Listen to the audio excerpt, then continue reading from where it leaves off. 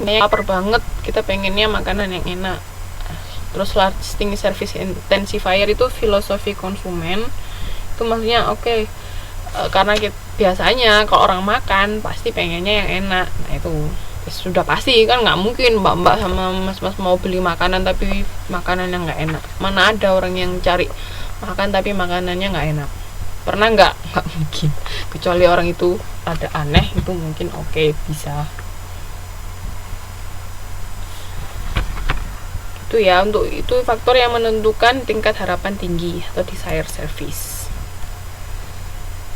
Terus ini faktor individual yang mengarahkan pelanggan meningkatkan desired service expectation. Harapan pelanggan digerakkan oleh orang lain, itu bisa desired service expectation. Atau personal service filosofi, pelanggan menggarisbawahi sikap umum tentang arti jasa dan sikap yang baik dari penyedia jasa, yaitu tadi, kalau kita mau makan kan pasti kita mau dapat yang enak, itu tadi.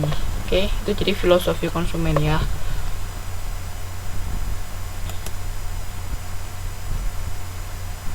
Nah, sekarang faktor yang mempengaruhi adequate service. Adequate service tadi harapan rendah, temporary service intensifier, perceived service alternative, self perceived service role, sama situational factor.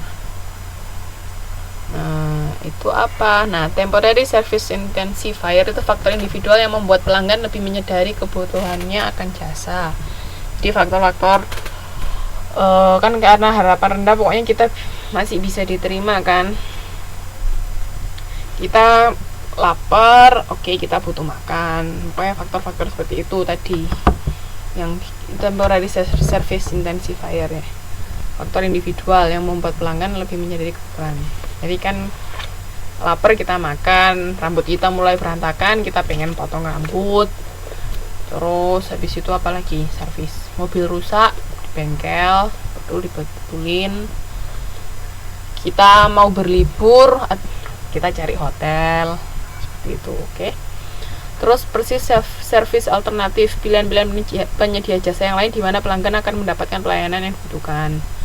Jadi kita banyak alternatif tadi, kita bisa milih. Itu faktor yang mempengaruhi harapan rendah. Jadi misalnya kan banyak faktor ya, pokoknya selama jasa yang akan diterima itu masih acceptable, itu masuk adequate service. Apa itu? Terus self perceived service role, persepsi pelanggan dari sejauh mana pelanggan menggunakan pengaruhnya pada jasa yang diterimanya. Jadi kita ikut cawe-cawe dalam proses pemberian jasa kepada kita. Misalnya kita mau kita pengennya nambah ini atau nambah itu, nah itu kita kan menggunakan pengaruh kita pengennya yang ditambah ini. Misalnya kalau makanan yang bukan yang di restoran siap saji yang pasti sudah ada paketannya ya, misalnya yang kayak di buffet apa kita kan mau nambah ini. Nah itu bisa.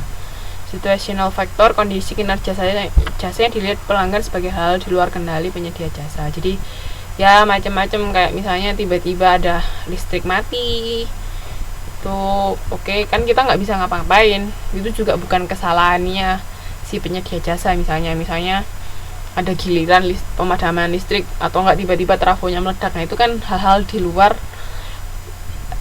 luar yang bisa dikendalikan oleh penyedia jasa, jadi itu masih bisa diterima oleh pelanggan. Sampai sini ada yang mau ditanyakan? Kalau nggak ada, kita masuk ke kegiatan belajar 2, persepsi pelanggan terhadap jasa.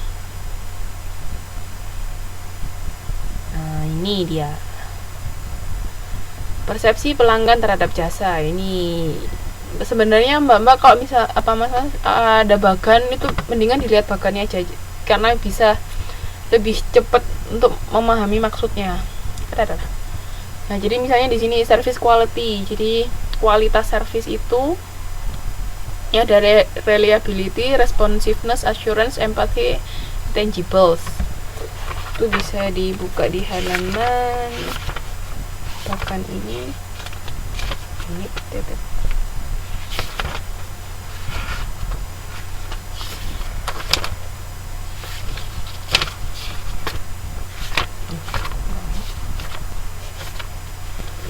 halaman 3.17.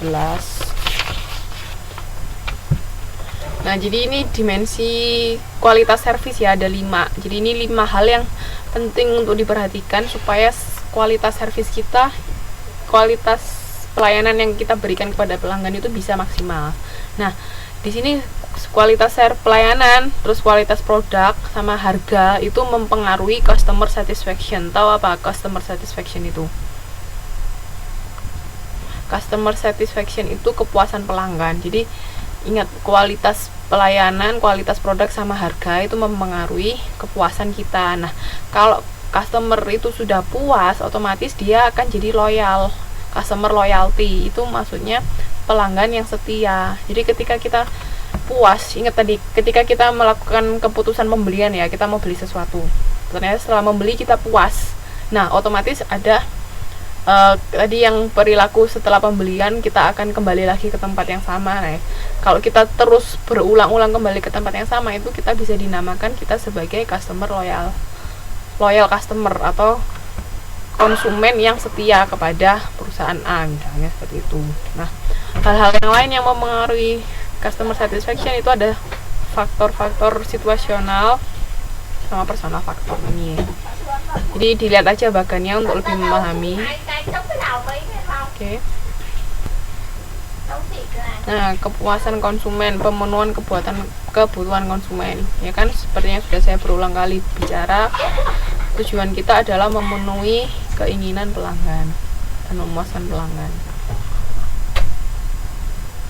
Oh, sebentar, ini kok nggak ada di sini? Apa nggak saya masukkan PPT ya?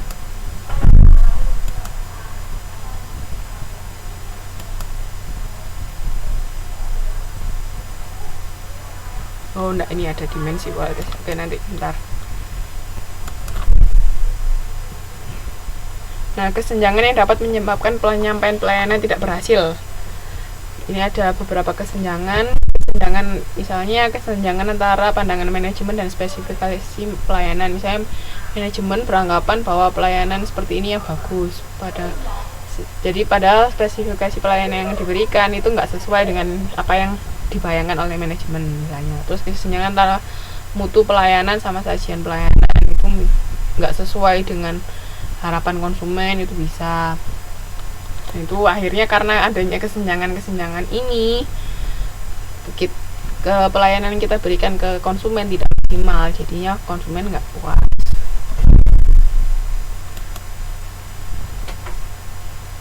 Terus ini yang penting adalah dimensi kualitas jasa. Ada 5 tadi. Keandalan atau reliability, diingat-ingat bahasa Inggrisnya. Kemampuan untuk memberikan jasa yang dijanjikan secara akurat dan terpercaya. Seperti itu tadi. Pelayanan dalam waktu 1 menit. Berarti kita harus bisa menyajikan makanan dalam waktu 1 menit. Jangan sampai lebih. Kalau kita bisa, berarti kita mempunyai keandalan yang bagus atau reliability-nya bagus. Terus yang kedua, ketanggapan atau responsiveness, keinginan untuk membantu pelanggan dan memberikan kecepatan dalam pelayanan. Jadi misalnya kalau di restoran, pelanggan minta tolong dibantu, misalnya ada habis numpahkan minuman, minta tolong dibantu dibersihkan. Itu kan karena kalau itu kan harus dipel, nggak mungkin yang sendiri pakai tisu. Nah, ketika kita bisa dengan cepat menanggapi hal itu, oh iya sebentar saya ambilkan, misalnya lapelnya langsung dibersihkan. Nah, itu termasuk namanya ketanggapan atau responsiveness. Jangan sampai misalnya pelanggan minta dibersihkan lantainya, tapi nggak ada yang menggubris sampai akhirnya misalnya ada orang yang kepleset. Nah, itu kan nggak bagus ya kan, karena si pelayannya nggak mau merespon dengan baik, akhirnya ada kejadian yang tidak menyenangkan. Itu jangan sampai terjadi. Terus ada jaminan atau assurance, pengetahuan dan keraman karyawan serta kemampuan melaksanakan tugas secara spontan yang dapat menjamin kinerja yang baik. Nah, itu tadi, ketika pelanggan tanya apa atau komplain apa, itu harus siap. Kita harus mampu untuk melayani kebutuhan pelanggan, harus siap, mampu untuk menjawab pertanyaan pelanggan misalnya. Kita harus sigap, jadi harus terlatih. Kalau untuk jasa itu biasanya kita harus melakukan pelatihan dulu terhadap karyawan. Kayak misalnya yang kerja di